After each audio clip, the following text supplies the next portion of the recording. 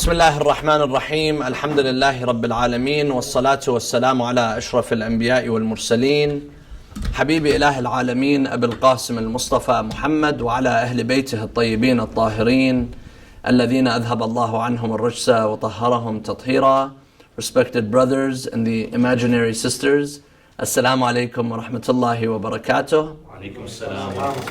This is the second year of the history and development of the Shia school of thought. Of course, we have some sisters on Zoom, so no one in the room, but we have them on Zoom participating. So Assalamu alaikum to everyone. This is the second year of this class, the history and development of the Shia school of thought. And we began this course to analyze the development and the history of Tashayyu' and how it came to be how it is right now. You know, Shi'ism is always in the news. Right now in Pakistan, there's a Shia genocide going on. The ISIS, they wanted to kill the Shias. There's always something going on with the Shias here and there. So we need to learn about the development. We need to learn about the history of Tashayyu'.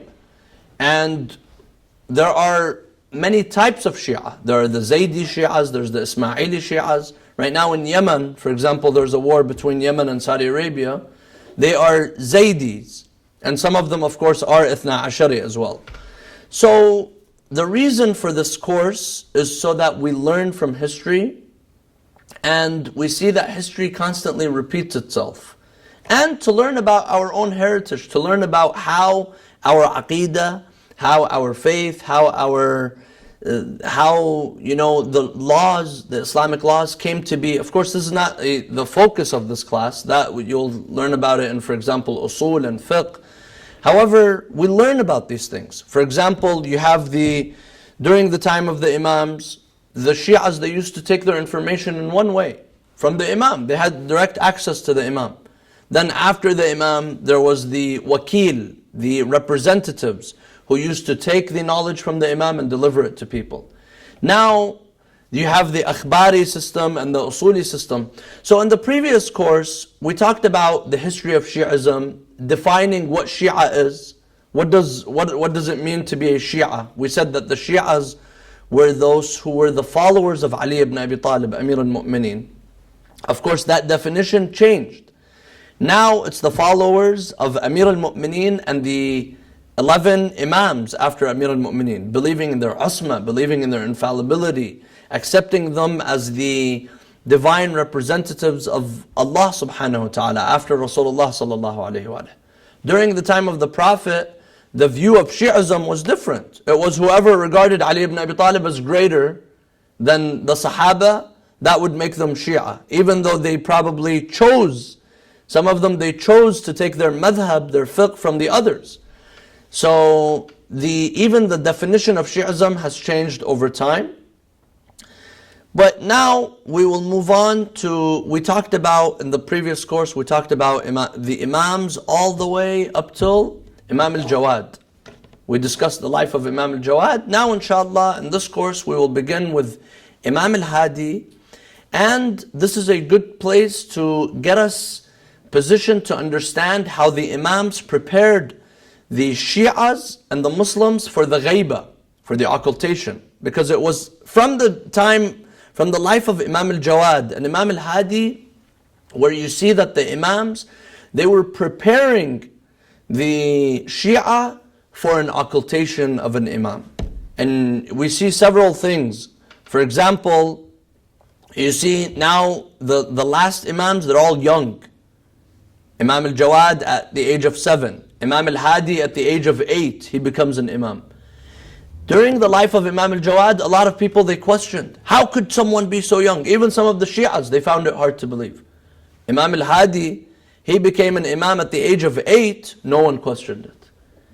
You don't find any of the Shias question that Imam al-Mahdi was 5 years old. Why? Because during the time of Imam al-Jawad, it was already established, and it was something that was understood amongst the people of the time, that you could be young, and you could be a divinely appointed individual appointed by Allah subhanahu wa ta'ala, just as Yahya was appointed when he was young, just as Prophet Isa alayhi salam, and Imam al-Jawad already proved himself to the government and the Shias at that time. So with Imam al-Hadi, it wasn't something very strange. Another thing that the Imams alayhim salam, they started focusing on, the later Imams, this began with Imam al-Kadhim, and then Imam al-Rida, and then, Imam al-Jawad, Imam al-Hadi, Imam al-Askari, the nizam of picking a wakil, picking a representative to speak on behalf of the Imam. This was something that the Imams focused on, because later on we will see that once the Imam is in Samarra, the Imam is totally disconnected from people. He is under house arrest in Samarra, but then he would have those nuwab, those wakala that would go and they would visit the Imams, and then they would go to the Shia and they would deliver the laws and the message of the Imam to the Shia. So we see that because the Imams were young, they were dying and they were being killed at a young age. So now the way of transmitting knowledge became very different from the time of Imam al-Baqir and Imam al-Sadiq. During the time of Imam al-Baqir and Imam al-Sadiq, the Imam is sitting in the masjid and there are thousands of people sitting and they're listening to the Imam. The Imam has some relative freedom, although we discussed the challenges that the Imams faced during that time. But now that is all gone. Now the Khulafa, they don't wait for the Imams to reach their 30s and 40s. Rarely you will see it, So, for example, Imam al-Rida alayhi salam, he lived for 55 years. That's relatively young compared to Imam al-Sadiq, for example. But then Imam al-Jawad, he lived for how long? 25 years. That means that the Khalifa that killed Imam al-Jawad, al-Mu'tasim al-Abbasi, he did not have patience. That's it. Yes, Brother Ali. How old did Imam Sadiq live until? Imam Sadiq, according to, there are differences in his age, in the hadith. According to one, he lived 67 or 68 years, another one 65 years. Yes.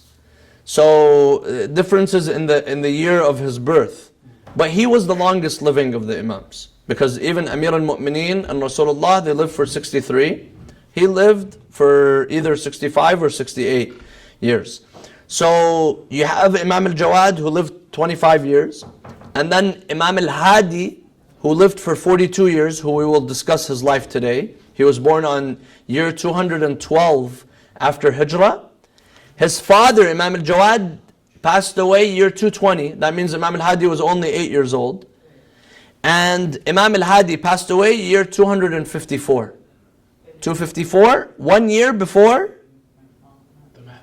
Imam al-Mahdi was born. Imam al-Mahdi was born year 255. So Imam al-Askari, he lived for 28 years.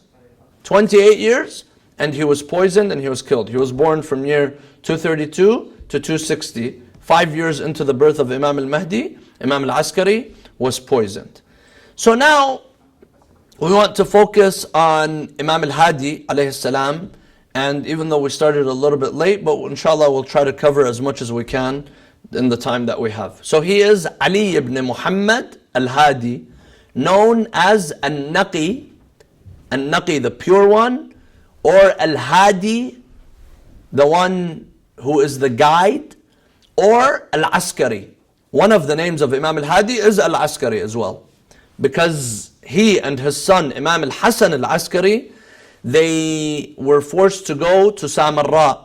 And Samarra was a garrison town, just like Kufa was a garrison town. Kufa during the time of Umar, it started off as a garrison town, and then it became a city, just like Samarra became a city later on. But initially, it was a garrison town, a town for askar, a town for military officers.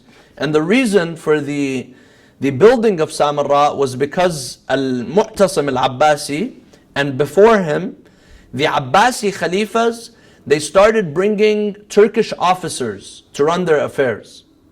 They didn't trust the people of the Arabs who were living in Iraq, so they were in Baghdad initially, because during the time of Harun, the Khilafah was in Baghdad, And then Ma'mun, he took it to Khurasan, but then those after, they were in Baghdad, like al-Mu'tasim. These Turkish officers, they were not Arab, and they were amongst Arabs. They were harassing people, they were abusing people. Imagine a foreign military comes and they're occupying your land. So there was problems going on every day between the citizens and the officers. They're not speaking their language, they're being rough, they have force. So because that caused problems, Al-Mu'tasim decided to build Samarra. He decided to build Samarra and make that the city for his officers. And that became the capital of the Muslim Empire. And Samarra, the name of it is not Samarra. Today we call it Samarra. Samarra is Surra Man Ra'a, meaning it brings joy to anyone who sees it. So it was a night. Even now you see it. The weather is a little bit better than the weather of Baghdad and other places. It's nice. It has a river close by, and it was the where Imam al-Askari, Imam al-Hadi, and Imam al-Hasan al-Askari, they were taken there.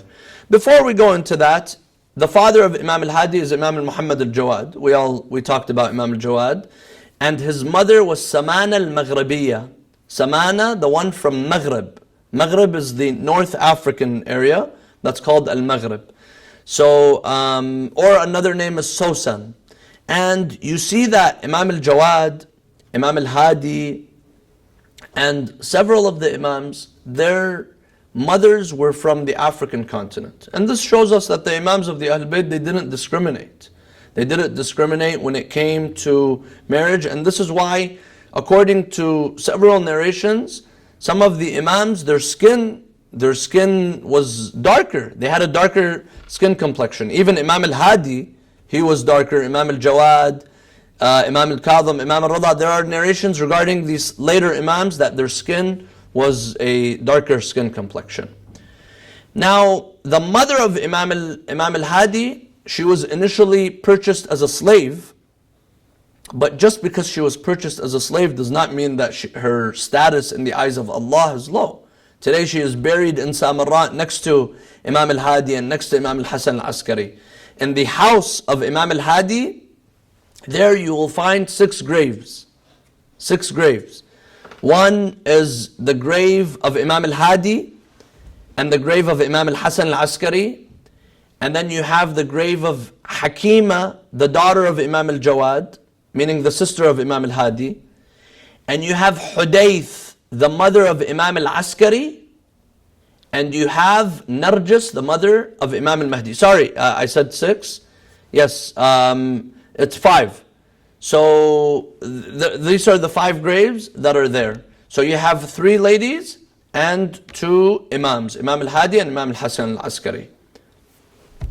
So Imam al-Hadi alayhi salam, he was born in year 212 after Hijrah. And this is the 9th century. The 9th century in Gregorian calendar. And his father passed away year 220. So that means Imam al-Hadi became an Imam at the age of 8. His father became an Imam at the age of 7. But as we said, the Shias, they didn't question, because now it was already established that someone, as long as they have the knowledge, they can be an Imam. Imam al-Jawad, he was tested several times. The Khalifa al-Ma'mun, he would bring him and he would test him, and they kept testing Imam al-Jawad until he established through his knowledge that he is an Imam. So no one asked Imam al-Hadi. Of course, Imam al-Hadi, his Imamah lasted for 34 years. And Imam al-Hadi, one of the things, after al-Mu'tasim poisoned Imam al-Jawad of course was poisoned in Baghdad. He was summoned to go to Baghdad. He was poisoned there. Imam al-Jawad, before going to Baghdad, he knew that this might be the end of his life. So he appointed his son Imam al-Hadi. He appointed his son to the Shia, and it was known, it was common, and it was accepted that he is the Imam. Now, there was a brief while that they went to the brother of Imam al-Hadi. His name is Musa al-Mubarqa. Mubarqa meaning someone who has a burqa. You know, why do they call the burqa? The burqa they call it. It's Mubarqa. I don't know, for some reason, He was called Musa al-Mubarqa.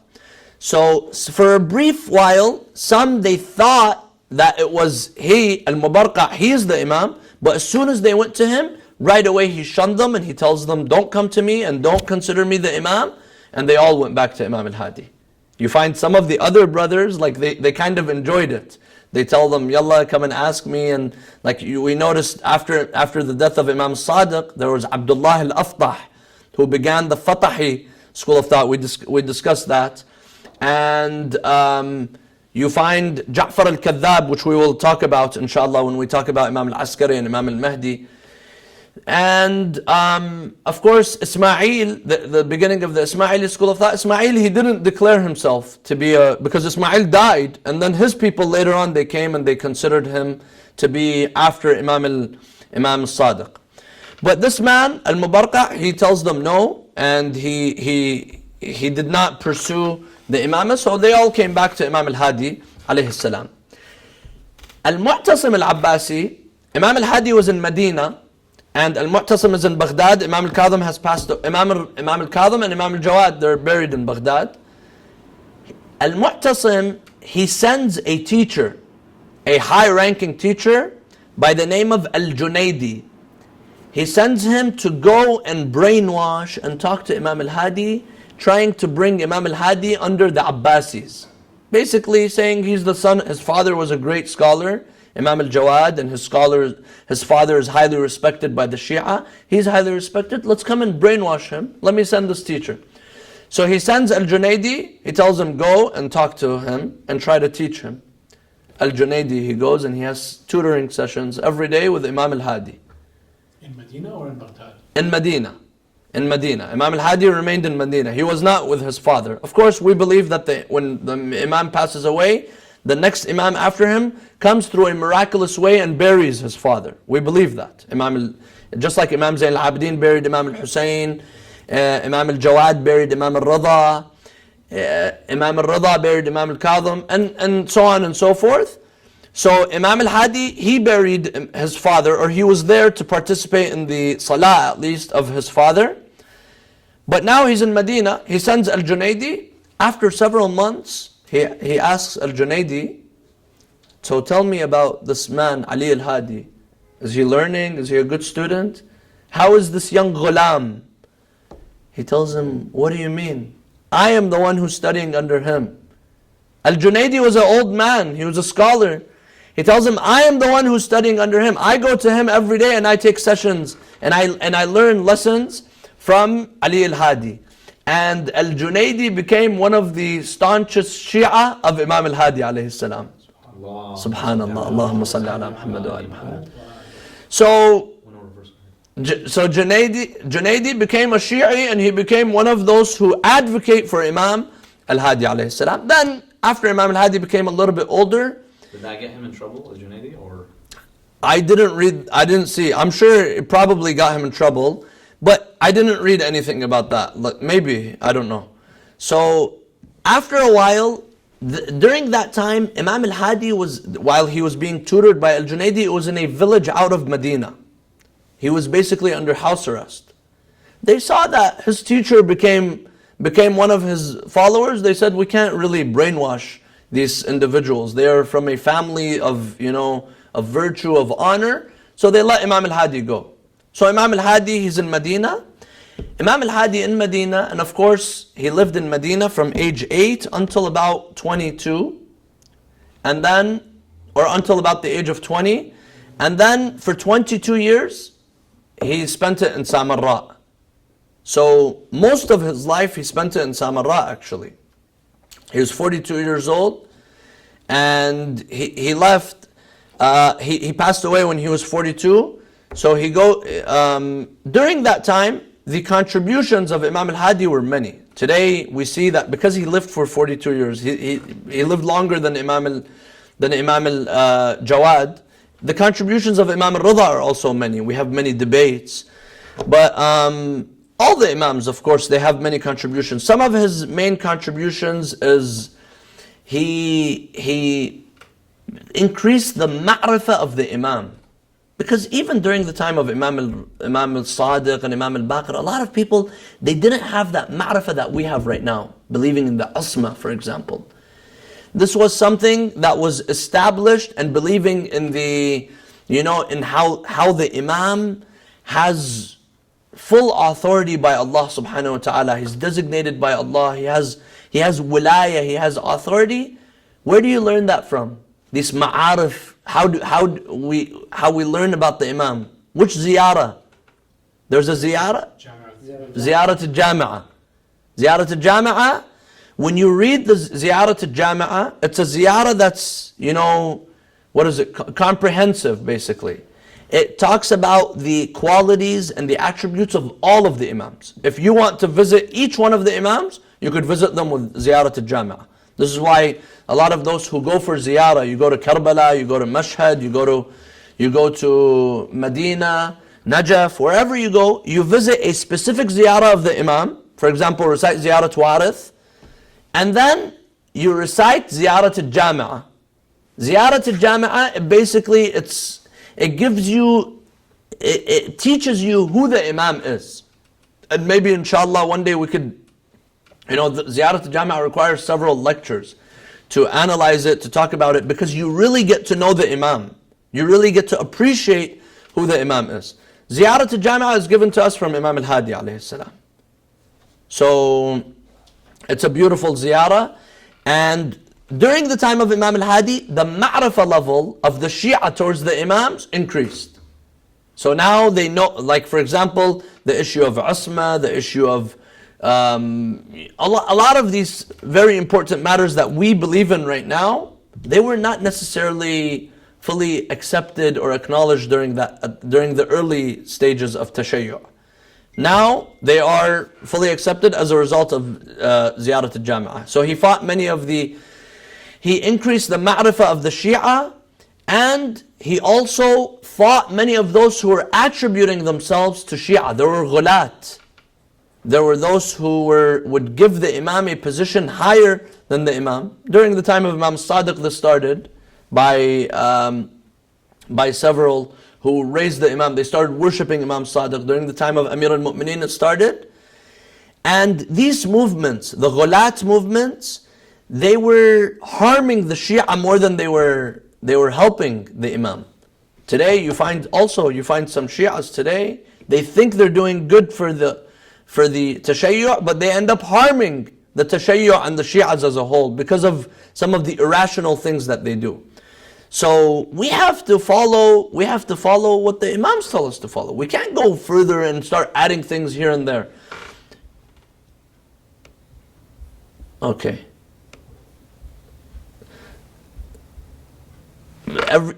I think I got disconnected from the Zoom. On Zoom, can you hear me? Please let me know if you could hear me. It says I got okay, they could hear me. So, I apologize. So now, the Imam alayhi salam, he started removing the misconceptions, Ziyarat al-Jami'ah. The system of wakala became very, very well established. Of course, the system of wakala, this was during the time of Imam al-Baqir and Imam Sadiq, it was the Muslim golden age as well. And they say that even during that time, someone would go and write a check, and another person would go and cash the check in another part of the Muslim world. So the communication, although they didn't have phones or internet, but it was very sophisticated according to that time. So this was also going on with the Imams of the Ahl Bayt alayhim salam. Is everything okay? The Imams, they had the system of wakil representation. So some of the greatest of the wakala, some of the known wakala of Imam al-Hadi, was a man who is very well known, Sayyid Abdul Azim al-Hassani. Have you heard of his name? Sayyid Abdul Azim al-Hassani. He's buried in Tehran, South Tehran today. There's actually a place, Shah Abdul Azim they call him. He was a grand scholar. And in fact, we have a hadith from one of the Imams, probably Imam al-Hadi. He says that whoever visits Abdul Azim al-Hassani, it's as if he has visited Imam al-Hussein. And he's from the descendants of Imam al-Hassan. So he's a Sayyid as well. He has a big shrine. So right now in Iran, you have the shrine of Sayyidah Ma'suma in Qom. In Tehran, the most known shrine is the shrine of Shah Abdul Azim.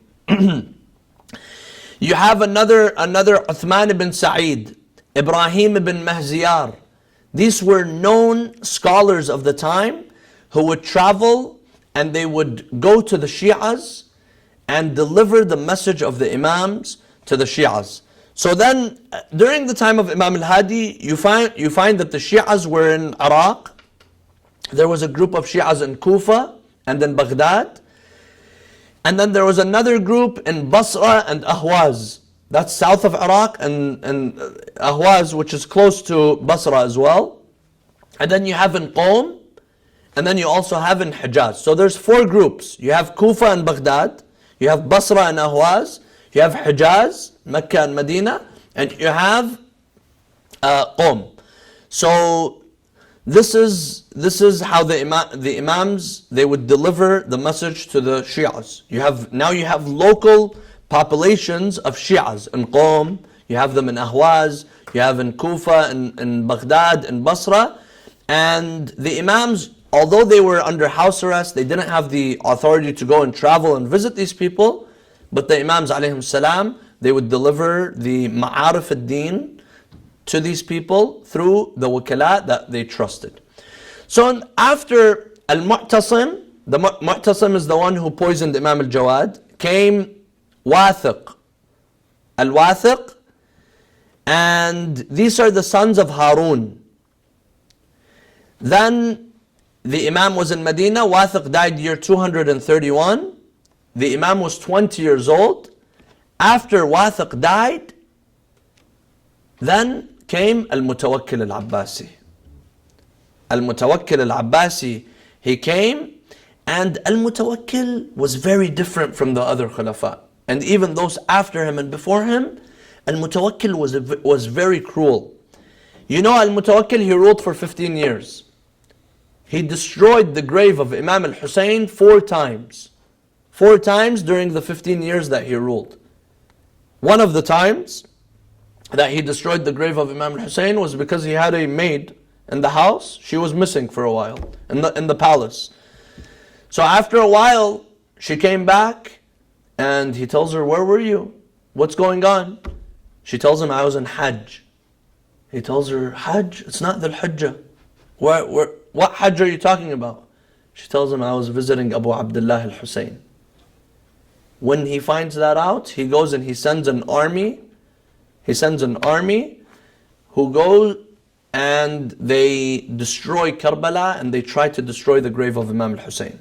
So they did several things. One time they came and they tried to, bring their herd and unearth. What is it called when they just come in? What is it called? They plow. Basically, they were plowing it and making it farmland. Tilling and churning. Yes. So they were trying to basically lose the grave of Imam al-Hussein. Of course, before that, during the time of Harun, there used to be a sidra. There used to be a tree that used to lead people to the grave of Imam al-Hussein. Harun ordered for that tree to be cut off. Then al-Mutawakkil came. He came to plow. Then they left. Then they came and they saw that the Shias, they're still holding majalis and they're attending, and they built a small dome over the grave of Imam al-Hussein. Because the first dome that was built was by Al-Mukhtar. Al-Mukhtar, he built this first one. And then slowly they would destroy it, and then they would keep building, destroy building. During the time of Mutawakkil, 4 times.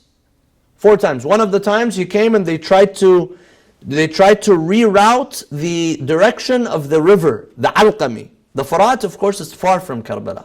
The Furat, the main river, it's not really close to the grave of Imam al-Hussein. But there's a stream that comes from Al-Furat. It's big, it's not really small. But it's not the actual Furat. It's called the Alqami. That one is the one that Imam al-Hussein was killed by. So they tried to come and dig and make the water of the Furat cover the grave of Imam al-Hussein. What did they notice? They saw that the water came and it started circling around the grave of Imam al-Hussein. Today, one of the names of Karbala is what?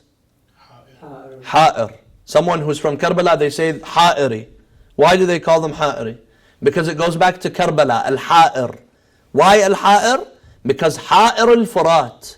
Because it confused the Furat. The Furat started circling around the grave of Imam al-Hussein alayhi salam. So it's called Al-Ha'ir. This is why even Sayyid Sistani and the scholars, they say the place of the Salah, where the Salah, you pray full Salah, because Karbala and Kufa and Mecca and Medina are the four places where mukhayyar, where you have the option of praying either full or qasr. Sayyid Sistani, he says, at the Ha'ir al-Furat. Ha'ir al-Furat, they say 12 meters from the grave of Imam al-Hussein. So only if you're within the 12 meters of the grave of Imam al-Hussein, meaning inside the room, have you been to Karbala? Inshallah, you've been? No, inshallah you will go. You've been, right? You haven't gone? Inshallah. Sayyid Ali, you've been. Inshallah we'll go. Yes. Again. Inshallah. So inside the room, that's called Ha'ir al-Furat. Other scholars, they come and they say, no, all of Karbala is considered Ha'ir al-Furat. Sayyid Sistani, he sticks to that because that's where the water was revolving, around the grave of Imam al-Hussein alayhi salam. Anyways, inshallah, those who are commenting, they're saying, inshallah, they'll go as well. So, inshallah, we'll all go together, inshallah, after this, pandemic. So then, Al-Mutawakkil came to power, and we were just describing how cruel he was. Al-Mutawakkil, once he came to power, he has a governor. He has a governor in Medina. The governor tells him, if you want to have control and authority of Medina, then take this 20-year-old Ali al-Hadi, take him out. And the governor lied. What did the governor say? He tells Al-Mutawakkil, he's preparing for a rebellion. He's preparing for war. So Al-Mutawakkil became very upset. He sends a general from his army by the name of Yahya ibn Harthama, or Harthama, Yahya ibn Harthama, a military officer. He sends him to go with 300 soldiers to go and check the house of Imam al-Hadi and bring Imam al-Hadi to live in Samarra. So they go to the house. They thought that they're going to find swords and military and they thought that they're going to find weapons, because if you're planning a movement, you have to have weapons.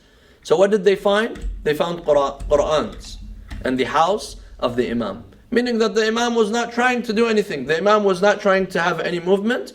But anyways, that governor lied because he saw that the people, they were attracted to the Imams. And this is why most of the Imams, most of those who lived during the time of the Imams, those with authority, they were jealous of the Imams. Because they see that they have power, but people, their hearts are attracted to the Imams.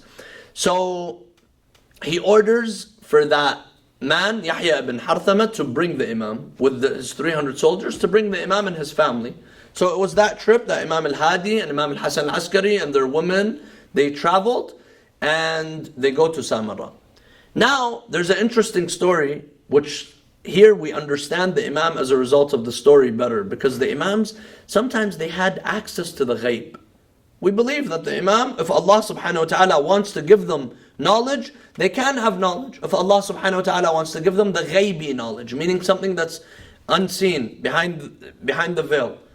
The Imam alayhi salam, he tells those people who are with him, he tells them, for this journey that we have to go all the way from Medina to Samarra, I want you all to come and knit wool outfits. Knit outfits out of wool. Suf. So they follow the order of the Imam, and they come and they knit the wool. But some of them are surprised. And those military officers, some of them, they were Shia. They liked the Imam, and there were others who were Khawarij. One of them was a Khariji. He hated Amir al-Mu'mineen, and he began to make fun of the Imam. He began to tell him, we're traveling in the desert. Right now, it doesn't look like it's going to be cold. Say, for example, it's in the summer or in the spring. No one's expecting any snow. So you don't pack, typically you see during the season, you're not going to pack something, cold or warm or cold. You pack depending on the weather. So that man, he started making fun of the Imam and the Shi'as who were with the Imam. He tells them, why are you packing, wool when we're traveling right now? We're not going to need wool. And that Khariji person, the Khawarij, they had hatred for Amir al-Mu'mineen. He tells him, what does Ali ibn Abi Talib say? Ali ibn Abi Talib, he says that he was taking a hadith from the Imam and he was arguing about that hadith. In this hadith, it says that every place on earth will eventually become a grave. This is one of the words, one of the hikam of Amir al-Mu'mineen. Now if you think about it, billions of years, millions of years, every single place on earth will eventually become a grave. Is that hard to accept? It could either be the Imam could either be talking about the graves of humans or the graves of people as well. Animals. Animals. Humans or animals. So he says he tells the Khariji person, he tells one of the Shia, not in front of the Imam. He tells him, what is this that the Ali ibn Abi Talib says this? Yes, go ahead.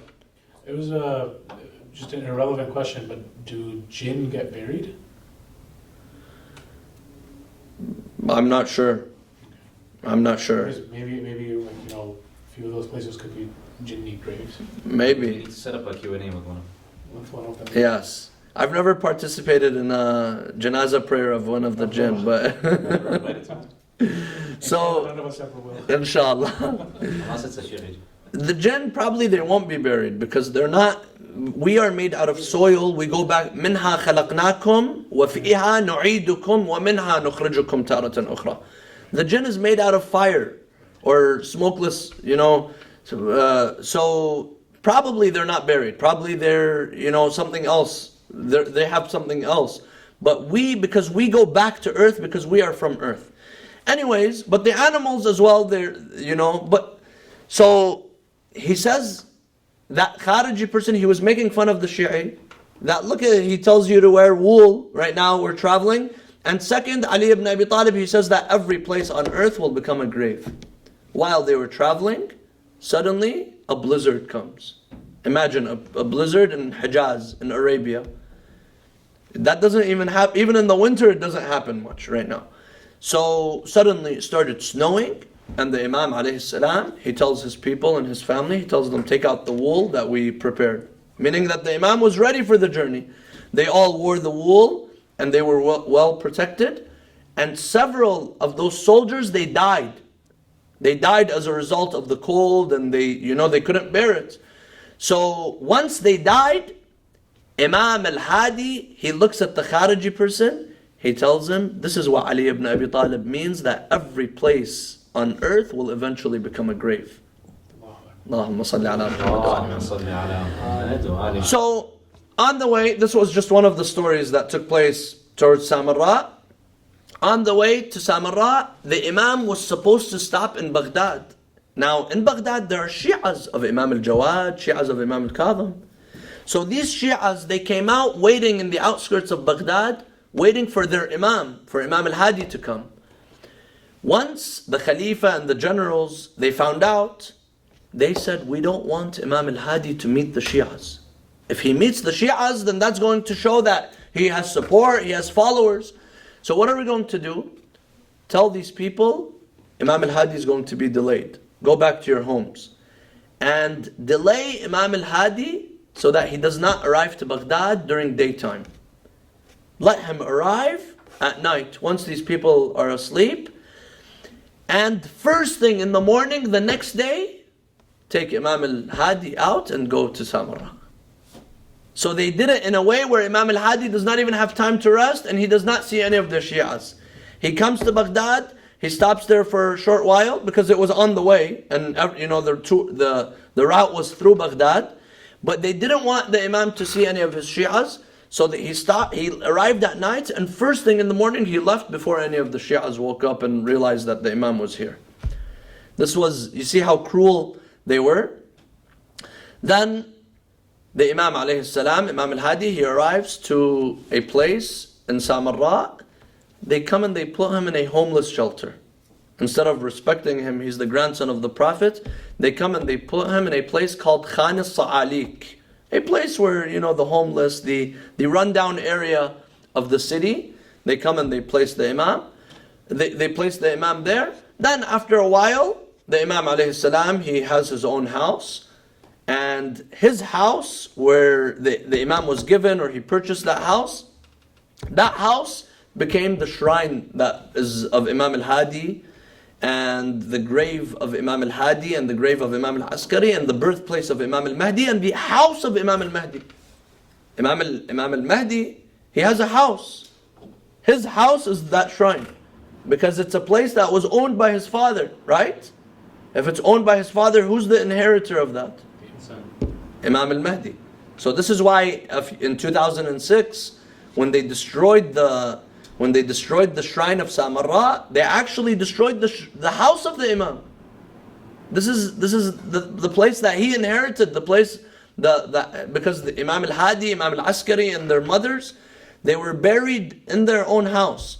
So the Imam alayhi salam, he was disrespected many times while he was in Samarra.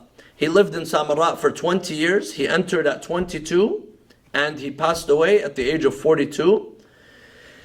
And Al-Mutawakkil, many times he would ridicule the Imam, he would make fun of the Imam, he would harass the Imam, he would ride on his horse and he would make the Imam walk, and follow him.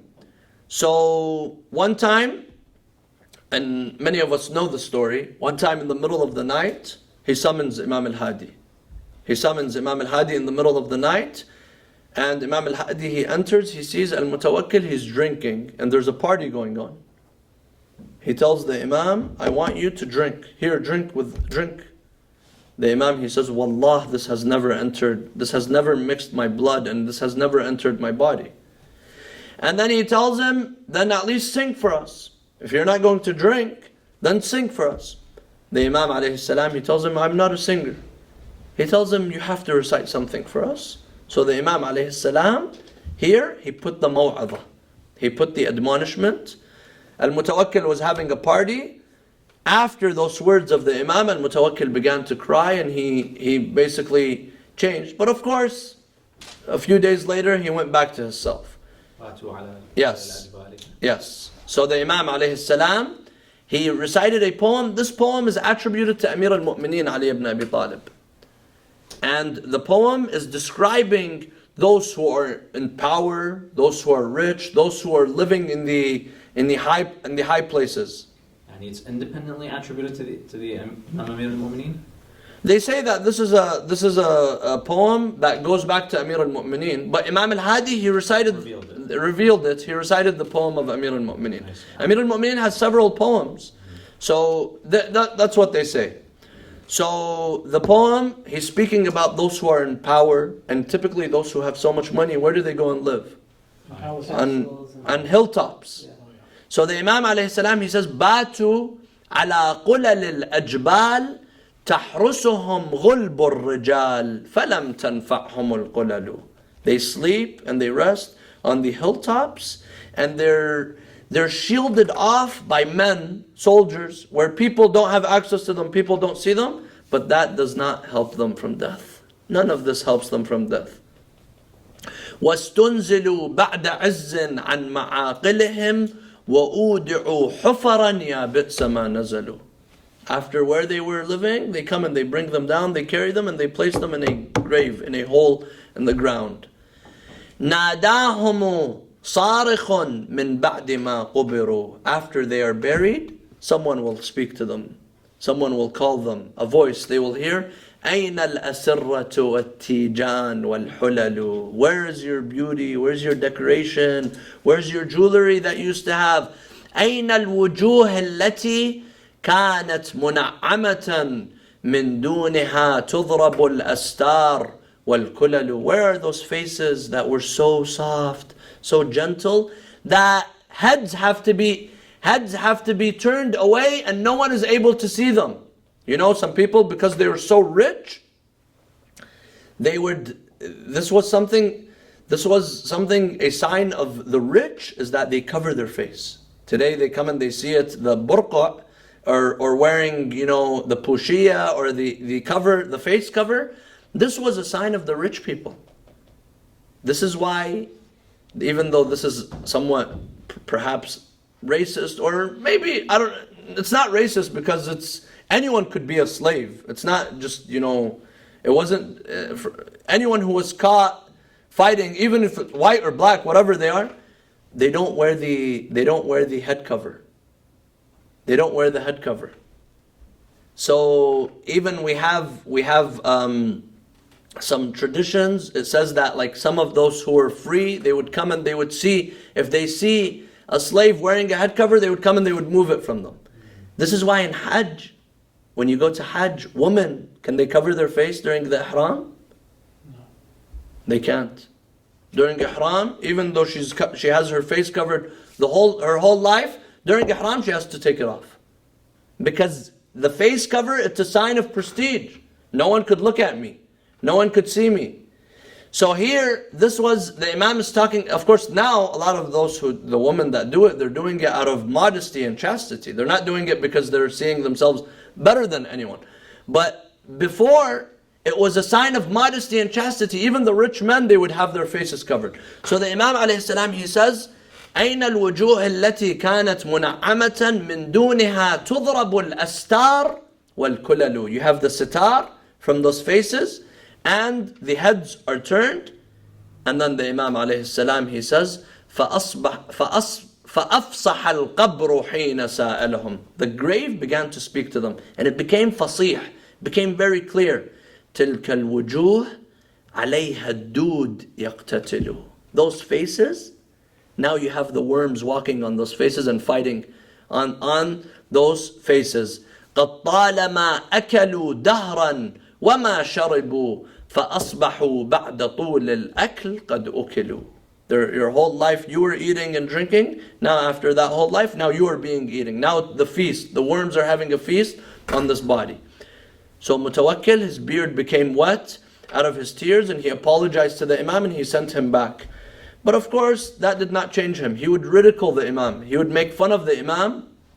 He would bring clowns to make fun of the Imam. Subhanallah. Can you see how the Imams were oppressed? To what level? His son Al-Muntasir, his son did not like that his father was doing this to Imam al-Hadi. And his son decided to kill his own father. Al-Mutawakkil was killed by his son. He goes to others, he tells them, do I have the right to kill my father? They tell him, your father is a nasibi. Your father, he has killed, he has done whatever, you have the right, but if you do so, your life is going to cut short. Your life is going to be cut short, because there is a hukum wad'i. If someone, we have many hadith regarding this, if someone disrespects their parents or does anything, now even if the parents are bad, there's a consequence to that action. Say for example, someone says, I come and I take poison. Now it might be halal, the legal law might change. But the impact of whatever you take, that's the impact that has to happen. The poison is going to have a impact on your body. Same with anyone killing their father, their mother, their life will be cut short. So they tell Al-Muntasir, even though your father is a nasibi, you do that, your life is going to be cut short. He says, I don't care. My father, the crimes he's committing are so great, I'm going to kill him. He comes with some of the Turkish officers, he kills his father, Al-Mutawakkil. Now, Al-Muntasir, he becomes Khalifa for 6 months. For 6 months, and during that time, he was not bad with the Imam, but he did not live long. Then comes after him Al-Musta'in, and of course these are all Al-Mutawakkil ala Allah, Al-Muntasir billah, Al-Musta'in billah, Al-Mu'taz billah. These are all names, attributed to Allah subhanahu wa ta'ala. Came Al-Mu'taz, and he poisoned Imam al-Hadi in the year 254 after Hijrah. And Imam al-Hadi was buried in Samarra. So after living for 20 years in Samarra, Imam al-Hadi passed away. But during that time, Imam al-Hadi prepared the Shia and the Mu'mineen for the Ghaibah. And then inshallah next week we will talk about Imam al-Askari, how Imam al-Askari was, really preparing people for Imam al-Mahdi, the birth of Imam al-Mahdi, and preparing them for the Ghaibah, so that when people are away from the Imam, they will know what to do, how to receive their laws, how to, carry out their religious duties. Walhamdulillahi Rabbil Alameen, wa sallallahu ala Muhammadin wa ala alihi at-tahirin. اللهم صل على محمد وآل محمد.